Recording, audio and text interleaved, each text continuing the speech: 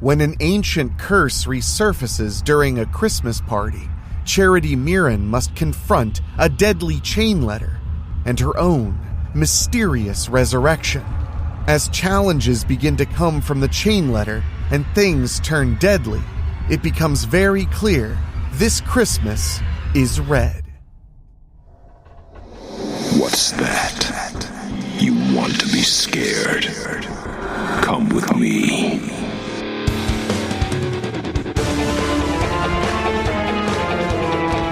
You will experience tales of horror, ghosts, and death. It is not recommended for the weak at heart. Listen in the dark. It's more fun that way. This is Weekly Spooky.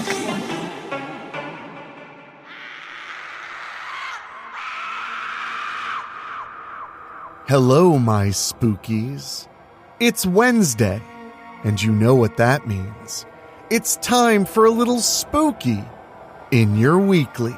I'm your host and narrator, Enrique Couto, and it's not just any Weekly Spooky. No. We are celebrating the holidays with all the festive horror goodness you've all come to know and love from our program. So make sure you're subscribed if you haven't already, because we provide you with something scary every single week. We just passed our 5th year and we have no intention of stopping, but during the holidays, we're giving you a whole lot more. In fact, tomorrow, you can catch a compilation of classic horror stories involving Christmas, over 2 hours of scares to enjoy right here, as long as you're subscribed. And on Friday, we have yet another terrifying tale for you to enjoy as we premiere Secret Santa by Charles Campbell. You will not want to miss it. And if you want to support Weekly Spooky and help us keep going for another 5 years and beyond, you can head to weeklyspooky.com/join for as little as $1 a month. On our Patreon, you get 2 bonus shows every month, as well as audiobooks that are exclusive for patrons only, and so much more, including my undying gratitude. But now let's get to the topic at hand. Have you ever opened a Christmas card and felt a chill, like there's something very wrong? Something watching you? Most cards bring cheer, but some carry a message you can't ignore. A message that doesn't just wish you a Merry Christmas. It demands something more. Tonight's story is about a curse that hides in plain sight. A chain letter disguised as holiday cheer that can't be ignored, and the terrible consequences of opening it. We're telling that story after this.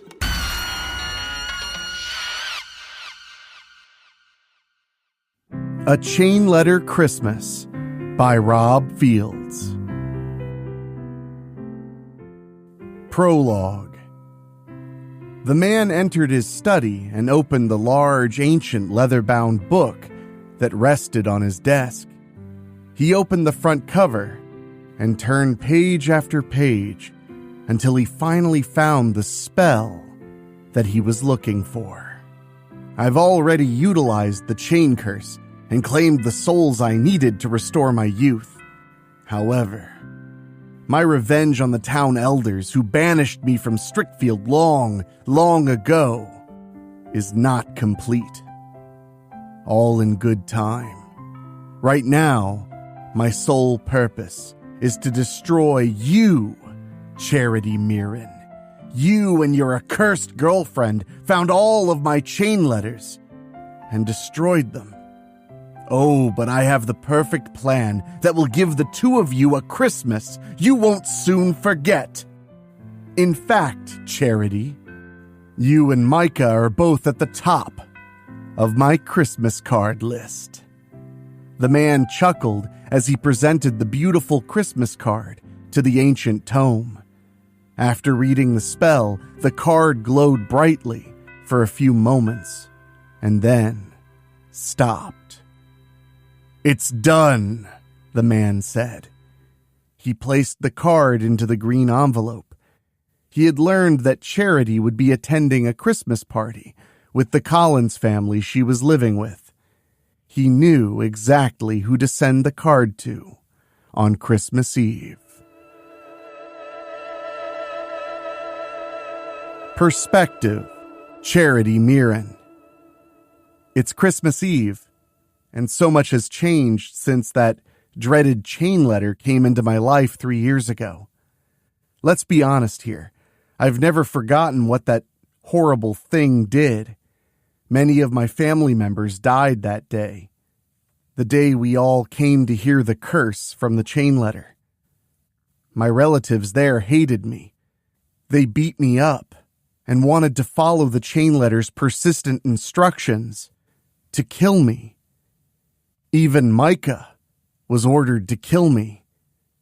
However, the chain letter didn't win. I burned that accursed letter, but the only way for me to truly end its curse was to commit suicide. I drank some really strong poison I found in a garage and died. The only thing was, I didn't stay dead. I came back to life at Strickfield General Hospital. I learned later that my girlfriend, Micah Collins, broke into the house the garage was connected to and called 911. I was rushed to the hospital. The poison couldn't be pumped out of my stomach since it was completely wrecked, but I came back to life just the same, fully restored. Even to this day, I still don't know why. Also, I've never felt quite the same. I always feel like I've got lots and lots of energy. From that point until today, I kept looking in the mirror. I still look the same, but I just know something's not right with me. All I remember is that I died. There's no coming back from death, right? The poison I drank that day was lethal. I literally felt my stomach coming apart. I literally felt myself fall on my back, die, and leave my body. The next thing I knew, I had awakened at Strickfield General. One thing's for sure, I haven't turned to evil or anything like that. No sooner was I able to leave the hospital and return home with Micah, I went back to being me again. People still call me the one good Mirren here in Strickfield. Even today, I still have relatives who hate me with everything they have to offer, whether they live in the gated community or not. Even when I'd pass my own parents in downtown Village, they would scowl at me. Not only do they hate seeing my name and photographs in the Strickfield Journal, they also hate that I'm in a deeply committed relationship with another woman. I'll get to that. I've helped raise all kinds of money to help different charities. I volunteer my time at blood drives. I even help out at the Strickfield nursing home when I can spare time. Also, Micah's my partner in all of these things. She even helped me raise money to save the Strickfield Drive-In Theater and help keep it open for years to come. Why do I want to help people so much? Let's just say I'm a strong believer in God. I've read the Bible from cover to cover many times, but I think it was the stories of Jesus Christ that inspired me back when I was just a little girl. I never went to Strickfield Academy, but I think I might have fit in better there than at Strickfield High. Anyway, Jesus inspired me with his miracles and teachings, but I think the thing he said that still makes me cry to this day when I read it was John 13:34. A new command I give you, love one another. As I have loved you, so you must love one another. And yet, I'm still persecuted and punished for it by my own family.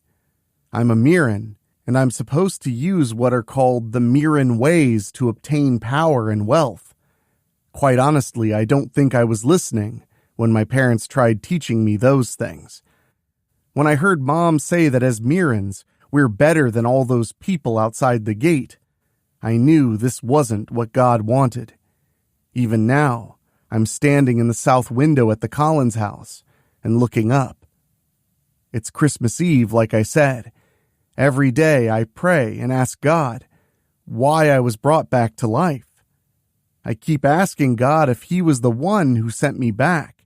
Does he have more work for me to do here? Did God feel it just wasn't my time? Then I feel Micah's hands on my shoulders. I turn to face her, my eyes streaming tears.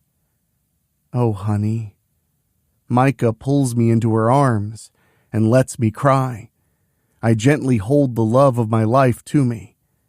Honestly, I think I'd feel quite lost without her. For one thing, Micah's family took me in and let me live with them when mine threw me out. I came to fall in love with Micah, but I'd always kept my feelings to myself. Then that damn chain letter brought my feelings for her out. As it turned out, she reciprocated my love for her. Even today, we're still together. We kept our relationship quiet for a little while. Micah eventually confided in me that she didn't want to lie to her parents about us, so I agreed that it was best to tell them. The truth was, they kind of already knew. Micah and I weren't paying attention, but her parents saw us holding hands many times, fingers laced. I expected to be homeless again, but the Collins are such good people. "What's wrong?" Micah whispers. "I just can't stop feeling these feelings," I whispered back. "Why did I return from the dead, Micah?" She squeezes me a little.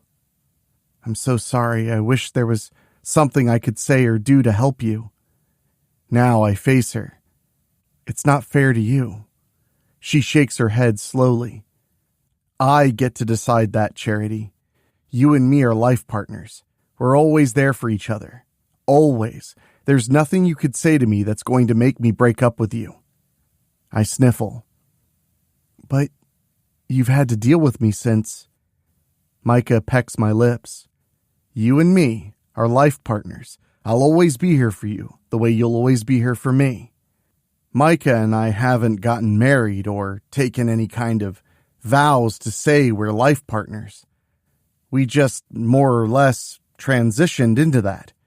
You could even call us soulmates. We both know we can never be without each other." "You going to be okay?" Micah asks. "Or should I tell my parents we're not going to the family Christmas party tonight?" I ease myself away from Micah and pull some tissues out of the box. "No, I know you and your parents always look forward to the family party every Christmas Eve. I won't ruin that. This will be my third Christmas with Micah's family. This will be my third family Christmas party I'll be attending. Even the family members there know about Micah and I. Also, you'd have thought Micah's parents would have wanted us both out of the house once we matriculated to Strickfield University. But they told us we could stay at the house and not have to pay the extra fees that come with a dorm room and doing laundry. As I finish drying my eyes, Micah's parents are calling up to us. "Let's go, love," Micah tells me. I let her take my hand. Together we walk downstairs. Then I see the living room with the brightly lit Christmas tree and all the presents. I want to cry again when I know I've got presents under there for Micah's parents too. I've even made some contributions to that tree. Micah and I help carry other presents to the SUV. Soon, we're on our way to the north side of Strickfield, where Micah's other relatives live. Don't go away. Weekly Spooky will be right back.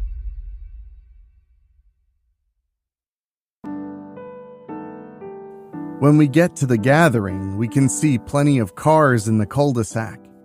Usually other houses here are having Christmas Eve gatherings too. Micah's dad finds a good spot. From there, we get out and get the presents in back. Micah's relatives are quick to open the door. "Glad to see you all," the man calls out. "Glad to see you too, Uncle Wade," Micah calls back. Wade Collins even acknowledges me. "Glad you could make it back, Charity." As soon as we all go inside, Wade's wife, Maeve, is there to give me a hug when I set the presents I'm holding down. "Thank you so much for that fundraiser you organized for the fire department." Maeve squeezes me a little tighter. If it wasn't for you, my husband would be out of a job. When Maeve lets me go, I nod in acknowledgement. Micah helped too. It feels awkward to be among this many of Micah's family. The first year, they just knew I was living with Micah. These last 2 years, everybody here knows Micah and I are together. Seeing her family makes me wish my own family was like hers. It still hurts knowing I was thrown away by my parents for being kind-hearted. What's more, many of my other family members go out of their way to chastise me for it. I do have a few of my cousins who are on my side, though. Mostly Felicia. I just want to do right by people. And by God. What's so wrong with that? As for the other people here at the gathering, Wade and Maeve's 3 kids are here. Beth, John, and Nellie, who all go to Strickfield High. There's also another Collins family here. Wade's brother Charles and his wife Claire. They have 2 boys, Steve and Zane. I think Micah said something about them going to Strickfield Academy. It takes a little bit for us to break the ice like every Christmas Eve. Then I remember how Steve and Zane make it a point to avoid Micah and I. In fact, the 2 of them hugged us both begrudgingly. I suppose it would be one thing if they weren't comfortable hugging or shaking hands with people, but Micah and I both noticed they only seemed to be reluctant around us. Well, it wouldn't be the first time Micah and I have had to deal with a little homophobia. We're all chatting it up with everybody. Maeve usually likes having me help her out in the kitchen. I've kind of gotten the vibe from her she feels sorry for me for being banished from my own family. Anyway, the 2 of us are putting the finishing touches on the platters of meat and finger foods. Maeve sure makes lots and lots of cookies, among other things. As soon as everything's put out, Maeve announces that everybody can come into the dining room and help themselves. When the line's down enough to where I can get food, I pick up a paper plate and start making my way down. It's then when Zane comes and cuts in. As I'm stepping aside, his hand shoots up and knocks my plate out of my hands. "Watch where you're going," he snaps. I don't want to get cross with anybody here. Then I'm quick to learn I don't have to. Micah quickly comes to my side. "Back off, Zane." "Hey, your little girly friend there should watch where she's going," he sneers. Micah doesn't back down. "You got something you want to say to me? To us?" I quickly move and get in between them. "Both of you, stop! It's Christmas!" Zane shoves me away. "Don't you ever touch me!" I can see Micah's upset now. Just as she's ready to get confrontational again, Wade approaches us. He's quick to give Zane a hard time. "You and Steve can't be civil in my house, then I guess you can both leave. Also, as long as Charity's with Micah, she's part of this family. You don't like it?" He points to it. "There's the door. Don't let it hit you in the ass on your way out." Zane finally backs off. It doesn't take long for his brother Steve to give us mean looks too. Unfortunately, the brother's homophobia is petty compared to what's about to happen. Many of us are sitting in the living room and chatting with other family members. Eventually, Zane comes into the room with a green envelope in his hand. Then he sits down and opens what looks like a Christmas card. "Hey, what the hell is this?" he mutters. Then he stands up and reads what the card says. "Happy holidays to you and yours alike. And now that you've received this card, you are now all bound. You, the holder, shall first be appointed a task. Failure to execute the task will result in certain death. Just in time for Christmas. Upon successful completion of your task, you are free until you are called upon to do another task." Oh, please, dear God, no. Micah and I had been very careful to either not open any suspicious-looking mail or be around others when they're opening mail. I don't know about Micah, but I have no doubt that whoever sent that chain letter to me 3 years ago deliberately sent this new one here, knowing Micah and I would both witness it. As Micah and I are both looking fearfully at each other, Zane gets a text on his smartphone. He pulls it out and looks at it. "Throw your drink in someone's face." He starts looking around. "Okay, who's playing here?" When nobody answers, he laughs a little. "Oh, I get it. That card's one of those chain letters people talk about around Strickfield. Okay, I'll bite." Without warning, Zane picks up his cup of soda and throws it right in my face. "You bastard!" Micah yells. She's ready to hit him, but I quickly stop her. "Micah, no. Please don't." This time, Micah's dad is right there. "You better back off of Charity right now." Zane seems ready to fight back, but then someone else gets a text. It's Steve. "I just got something from an unknown sender saying I gotta punch someone in this room." Without a second thought, I get up and go right to Steve. "Do it. Punch me." Micah's right there. "Charity, what are you doing?" I'm still looking right at Steve. "If you don't do it, you'll die. Please, punch me." Steve rolls his eyes and then shoves me. "Get out of my face, you stupid dyke." When I fall on my rear, Micah comes and helps me up.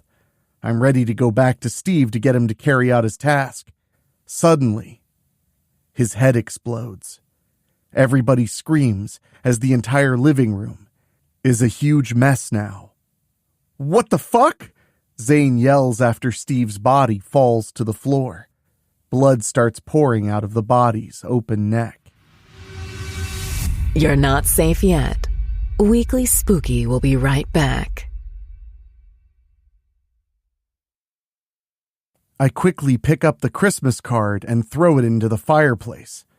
I know destroying the card won't stop the curse that's found its way into this house, but at least nobody else has to read it and become infected by its evil. Charlie, Zane, and Steve's dad moved to the window. "Who did this? Who shot my son?" I move to him. "Nobody shot your son, sir." He turns and grabs me. "How do you even know?" I point to the window. For one thing, the windows aren't broken. Also, we didn't hear any gunshots. I sigh. Steve died because he didn't do the task he was supposed to do. Charlie shoves me away now. "What are you talking about?" He points right at me. "You better start coming clean right now. Did my son die because of you?" I close my eyes and sigh. He might have. Then Wade approaches me. "You know something about what just happened, Charity?" I can't lie to them. I come into the center of the room and explain everything. It's only going to be a matter of time before one of us gets another chain letter command. If you don't obey it, you'll die. Just like Steve, I finish. It's not long before we hear another texting alert. It's on Maeve's phone. She looks at it and then gasps. "Tell everyone in the house about the worst thing you've ever done." Then she looks at me in utter horror. "If you don't do it, you'll die," I remind her. "But," Maeve chokes out. She's really hesitant to say what that one big skeleton in her closet is. "Aunt Maeve, if you didn't kill somebody, then you'll be okay," Micah tells her. "Just come out with it." Maeve shakes her head quickly. "No, I can't." I quickly grab Maeve and look her in the face. "If you don't tell, you'll die. Is your secret worth your own life?" "You don't understand, Charity." "Micah," Maeve yells. "I did a terrible thing. A very terrible thing." Then Maeve starts gasping for breath. No, I'll tell." Clearly the chain letter curse was starting to kill Maeve. When Maeve can breathe again, she turns to her husband and tells Wade that she was having an affair with Charlie just after they got married. She says that it was many times. She doesn't know why she did it, but she knew once she started that she couldn't stop. She assures Wade she hadn't been with Charlie in years. Once she finishes, nothing else happens to her. I think it's safe to say she finished her task. Wade is pissed now. Then he turns to me. How come you know so much about all of this, Charity? Do you have something to do with it? I explained to everybody about how Monica and I got caught in a cursed chain letter 3 years ago and what happened. I think whoever sent that cursed Christmas card here knew Micah and I would be coming here today. Wade points to the door. Then maybe you and Micah should just both get out. We could do that, sir, but it won't stop the curse since Zane read the card where everybody could hear him, I explain. We're all bound by the curse now. It's not long before Nellie gets a text. She looks at it. No way I'm doing this. What's it say, Nellie? John demands. No, I won't do it, Nellie yells. Then she throws the phone away. Micah quickly retrieves it and reads it. Then she says to me, Nellie has to kill somebody in this house. You'll die if you don't, Beth tells her. You heard what Charity said. Nellie has a frantic look on her face. I'm not a murderer, Beth. I can't kill anybody. Zane grabs someone else's knife and comes right at me. I'll do it then. I point at Zane. It's not your task. If you stab me, then you'll die anyway. Not only that, you might also kill Nellie since she didn't complete her task.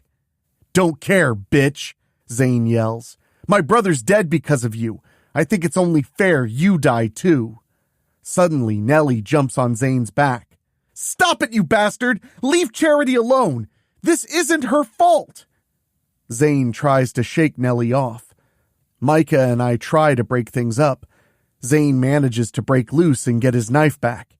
Now he's looking to stab her. He roars and runs at Nellie. Without thinking twice about it, I hurry in between them. No! I barely hear Micah cry out. Zane and I are both looking at each other now. I know he's stabbed me. The pain in the pit of my stomach is bad, and I can feel I'm bleeding out fast. Suddenly, I fall to my knees and am quickly on my back. No! I hear Micah scream. Then she's right there to shove Zane away. You goddamn bastard! Micah, I call out. Micah forgets Zane and comes to me. Charity, no, please, no! Zane fatally stabbed me. I can feel my life ebbing away with each passing second. I manage to look at Zane. I forgive you. Then I look up at Micah and cry knowing I'm going to leave her alone in this world. Charity, no. Don't die. I love you so much. You can't die. She shrieks. I love. And then I die for the second time.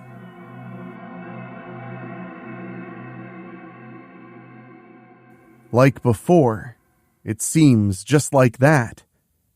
I wake right up. Only now I'm in a mortuary. What? I choke out and sit up straight. Everything's all right, Rebecca Mirren, a female voice calls out. I turn to see a thin woman dressed in a suit. Welcome to my home. Where am I? I ask the woman. You are in the Strickfield Funeral Home, she says. At least, that's how it would seem on the outside. Did I die? I ask. She nods once. I'm afraid that you did indeed depart the mortal realm for the second time. I turn and sit on the embalming table. It was you, wasn't it? You came for me the first time when I died 3 years ago." "That was my job at the time," the woman replies. "My name is Saffron Morningside. The first time you came before me, it was my duty to get you safely across the river Styx and to your final destination. Today, you might say that it is my job to help those souls who are at their crossroads. This is now the second time that you have come before me, Rebecca. That's my real name. I only became Charity because that was the name my family branded on me, so I decided to own it and make it mine. I kneel before the being. I'm ready to face my judgment. I'm ready to stand before Almighty God." "You speak as if you've done great wrong," Saffron says. Then she comes and takes my hand. "Rise." I obey her. I have tried so hard to be kind and charitable. I've tried so hard to keep the faith. I've tried even harder to be like Jesus Christ. Saffron smiles a little. "Too bad there are not more like you in the mortal realm." Then she squeezes my hand gently.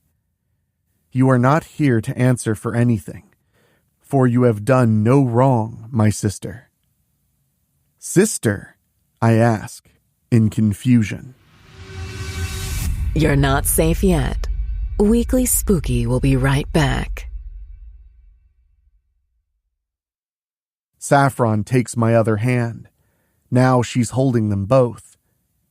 "In life, I was your younger sister, Destiny, and now I am the being you see before you.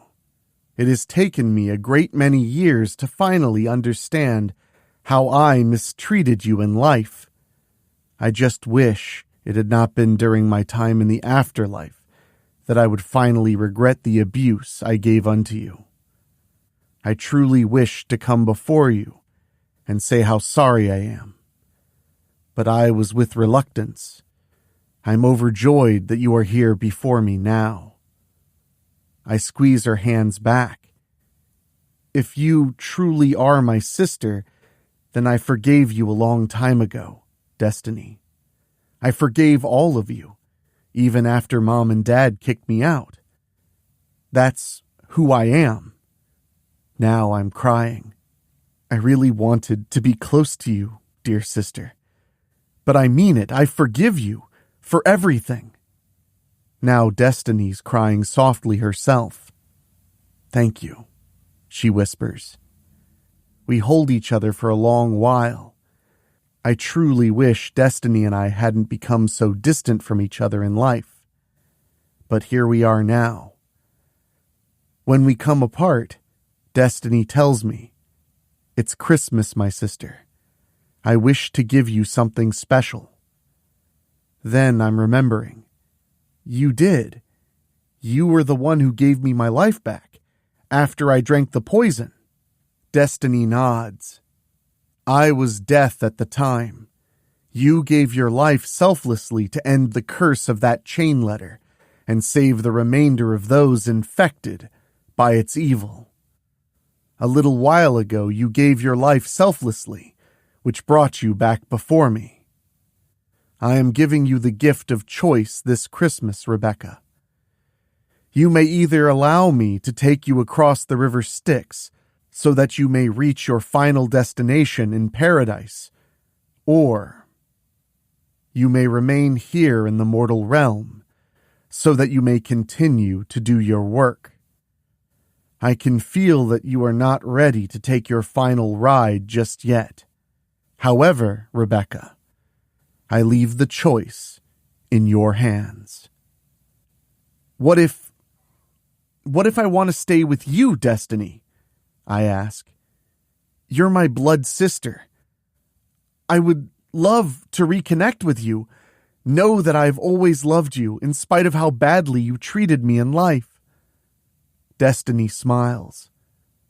"I've already told you where you may find me, my sister. Come and visit me whenever you wish. The lights will always be on here. But to do this, you would have to choose to remain in the mortal realm, for there is no coming back once you have taken your final journey across the river Styx. I'm crying more now. Then, I will see you again. You shall, she assures me. Now, since you have clearly made your choice, I shall return you to the point before Zane Collins opens the cursed Christmas card. You shall return with this knowledge. Take the card away from him and destroy it immediately. This way, none of the events that transpired will become so. Will I remember you? I choke out. Destiny leans in and kisses my cheek. Merry Christmas. She faces me again. Charity.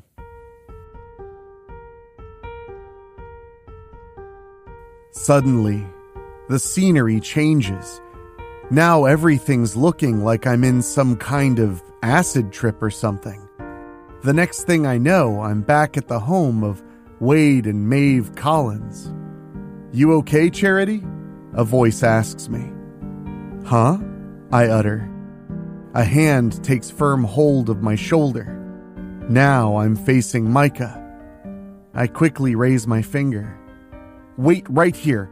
I promise I'll be right back and I'll explain everything.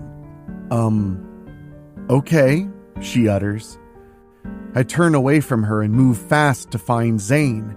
I quickly dig into my pocket and know I'm going to have to be crafty to pull off my idea. When I reach Zane, I bump into him and pull a little switcheroo. He doesn't see me quickly take his Christmas card and flick it into the fireplace behind me. Then, leave something else in the card's place. I quickly turn to look. The card and envelope both burn up. Then the fire turns a bright red, only for a moment. When the fire is normal again, there's nothing left of the cursed Christmas card, not even ashes. Then Zane shoves me. Hey, what the hell's your problem? What's your... Huh? When Zane sees he's holding a $100 bill, he looks at me and to the bill again. Now, he looks confused. I quickly give him a look of confusion myself. I didn't take your money, did I? Zane asks quietly. I fold my arms in front of me. No, not at all. Maybe you had it and didn't realize it. Zane laughs a little. Maybe. I unfold my arms and nod a little. Sorry I bumped you. I'll leave you alone. Merry Christmas. As I turn away, he snatches my arm. Hey! I turn back to him and wait for an explanation. I'm sorry about how I treated you, he says. You really are okay. I smile a little. I forgave you a long time ago, Zane, and I don't carry a grudge, especially when it's Christmas. Then he offers me his hand. I take it so we can shake. Then he hugs me. Wow. Talk about buying somebody off. Still, I remember what did happen otherwise. The Christmas Eve party went off without any further incidents from there. Even Steve wasn't giving me a hard time anymore. Guess Zane must have talked to him. Anyway, we enjoyed food and drink, opened presents, and even watched some Christmas movies. Shh, it was only the wind. You're safe. Weekly Spooky will be right back. Epilogue. That night, Micah finds me sitting out back at the Collins house in downtown Village. She sits down beside me. You okay? I sigh. I'm just thinking about things. She takes my hand. Talk to me. You promised. I keep my promise and tell Micah everything. In fact, I never kept anything from her. When I finish, I say, I know you probably think I'm crazy, right? She shakes her head. After the hell we went through with that first chain letter, why would I not believe you when you tell me about a cursed Christmas card? Then she gives me a weird look. You really died again? I nod. I'm so sorry. Just like last time I was sent back here. I was told my work wasn't finished.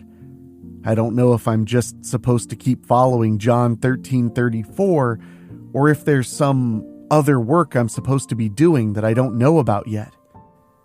If there is such a being as God, what does he or she want with me? I just feel like I have so many more unanswered questions, Micah.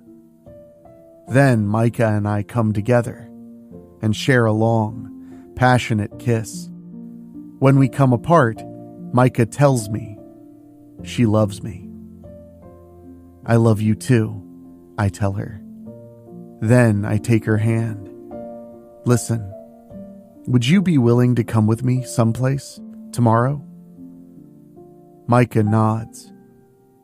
You know I trust you unconditionally, Charity.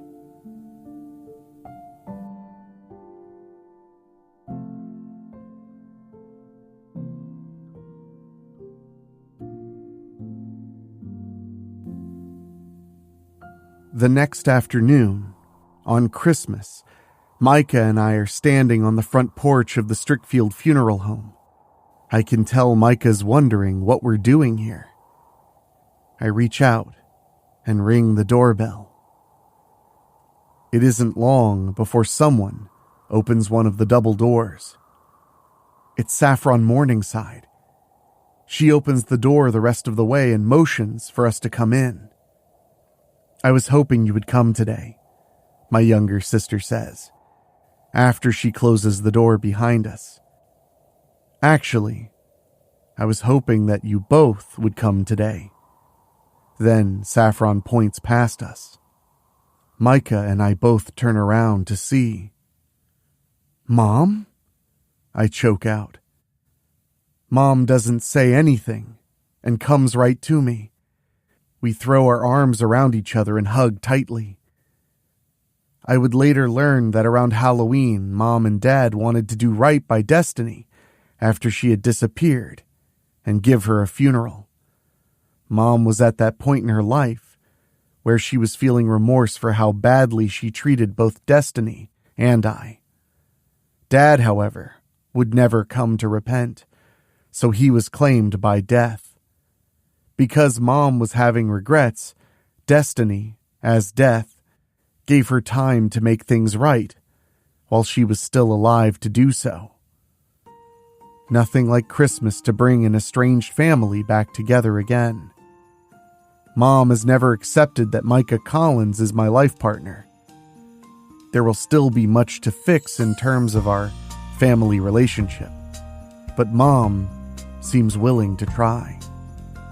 Mom can't believe what's happened to both Destiny and me, but she promises us both that she won't lose us again.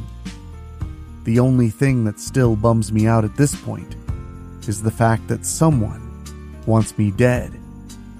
I know in time that someone will send another chain letter out. I know I have to find that person and stop him or her before more lives are lost. The problem is, I don't even know where to begin. Even I know I can only do so many things at a time. But today, I just want to be with my family on Christmas. Well, my spookies, I hope you enjoyed another terrifying trip to Strickfield, Ohio, courtesy of our good buddy, Rob Fields. I don't know about you, but I actually got a little choked up on that one. A family being reunited is beautiful, even if it's a bit complicated. Thank you so much for joining us on Weekly Spooky tonight. I hope you're subscribed so you can join us tomorrow and Friday for lots more content all the way till Christmas time. And I want to remind you guys, you can send me an email at weeklyspooky@gmail.com. I absolutely love to hear from you. So if you have a story request, an idea for a story you think we might want to tell, or you just want to write in for your own reasons, as long as it's not a murderous chain letter, I'm happy to receive it. And I want to say a huge thank you to over 100 spookies on Patreon who support the show every month for as little as $1, and in exchange get 2 bonus shows a month, as well as the audiobooks that are exclusive to Patreon, and lots of other little goodies. And an extra special thank you to our Patreon podcast boosters, folks who pay just a little bit more to hear their names at the end of the show. And they are Jessica Fuller, Johnny Nix, Jenny Green, Amber Hansford, Brent McCullough, Karen Weemet, Jack Kerr, and Craig Cohen. Thank you guys so much. And if you want to hear your name at the end of the show, just head to weeklyspooky.com/join and select the $15 a month or higher tier. You'll get all the extra bonuses and hear your name come out of my soothing, spooky voice. And I'll really, really appreciate it.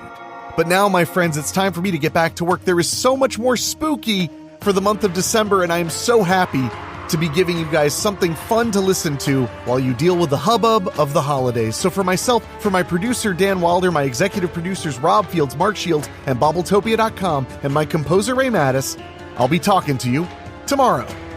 Thank you for listening. Make sure to find your way back next week. But for now, you are safe. Trust me.